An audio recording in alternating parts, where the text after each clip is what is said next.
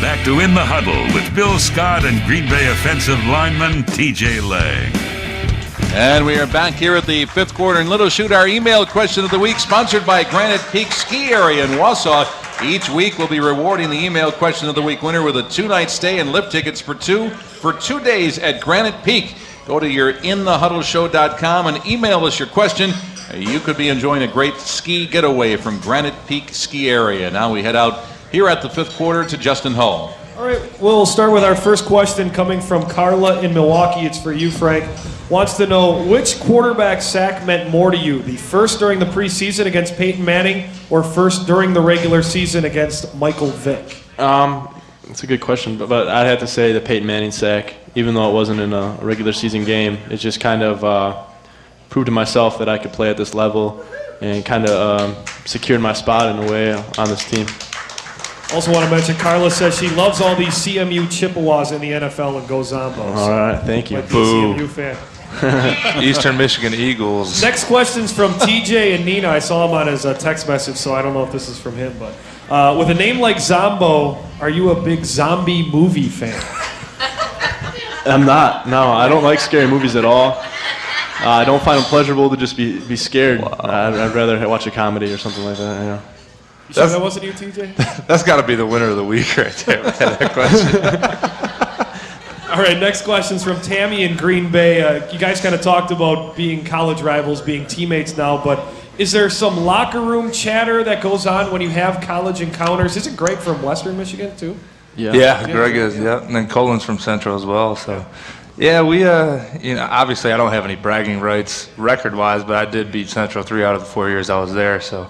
We kind of talk about that a little bit, but me and Frank actually have a friendly bet going this week. Central plays Eastern this Saturday, and we said the loser, whoever loses, we both have Facebook pages, so if Eastern loses, I have to put on a Central shirt and put that as my Facebook profile picture for a day.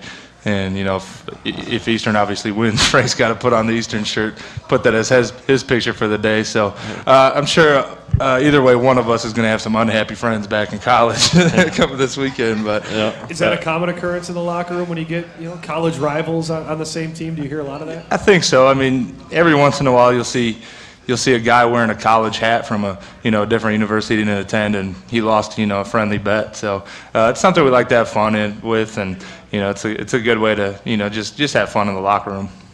All right, we'll get to our next question. This one is from Jennifer from Warren, Michigan. She says, so many people say pro football game is faster than college football. How do you feel you've adjusted to the pace, and do you have a girlfriend? That's for me? It doesn't say who it's for, so it's from Jennifer in Warren, Michigan. So if you know a Jennifer in Warren, Michigan, I do. Warren's right next to Sterling Heights, actually, right by my hometown. But I do have a girlfriend, I should say. And is it different speed-wise? At every level you go up, even when you're in high school, you go up to college, it's just a lot faster. And we're going from college to professional. Obviously, it's a lot faster. But I think with time and experience, it's gonna slow down, and you'll just get better adjusted. All right, we'll get to our next question here for you, TJ. Vicky from Appleton wants to know, why was Aaron Rodgers sacked so many times, and what changes are made to fix that problem? Because TJ wasn't playing, man. For this, man. Yeah, that's a simple answer.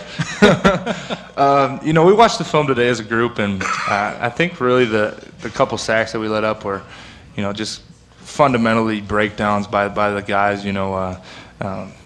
Playing a little too high with their pad level and not putting their hands in the right spot. And there was a series where I think we let up 2 sacks in a row, and instead of the guys freaking out and pointing fingers, the guys kept their composure, and we went out there and really for the rest of the game they did a pretty good job. So as always, we made a few mistakes.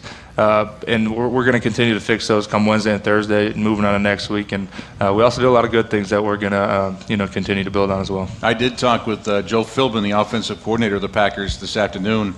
He was asked that question, and he basically said the very same thing. It was more technical problems than anything else. It wasn't a player's inability to block a player. It was their inability on that given play to be technically sound. So I want to make sure I get this one in from Zach from Sterling Heights. He says, very proud of you, big bro, and just wondering if I'm going to get your gameplay jersey from yesterday. My little brother, that's pretty cool. Yes, if I could get it, he would get it. I don't know how I would even go about getting that jersey, but tell him I'll call him once I leave here. Can we sneak one more? Yeah, go ahead. All right, this one's from Christy in Reedsburg. Wants to know, during the game, the announcer spoke a lot about the Packers having a top-ranked offense and Super Bowl potential. Hearing that as a player, does that make you prepare differently mentally for the game or the season? I think we have. We all realize the amount of talent we have on our team, and absolutely our goal is to go to the Super Bowl and win it, just like every other team. And we realize that we have a really special group of players. So we set the standards high in our locker room and in the meeting rooms, and when we don't meet those standards, we hold each other accountable, and it's a great environment to be around. We got a lot of guys that want to win, and it's something special. So we definitely hold ourselves to some high standards, and we know what we're capable of doing. Plus, coaches yell a little louder if you don't do it right? Yeah, that too. Tend to get on you a little bit. You got time for one quick? You're all done? Okay. So that's the email portion, and what we'll do is we'll have Justin and the crew here pick a winner, and we'll let everybody know who that is in the very next segment. So our email question of the week, brought to you by Granite Peak Ski Area in Wausau. Again, each week we'll be rewarding the email question of the week winner with a 2-night stay and lift tickets for 2 days at Granite Peak. Go to inthehuddleshow.com and you can email your question into us during the week, during the night of the show, doesn't matter. We'll check it out. You could be enjoying a great ski getaway from Granite Peak Ski Area, valued at better than $400. We'll come back. Final segment here in the huddle from the 5th Quarter in Little Chute. Back with more after this on the Woodward Radio Network.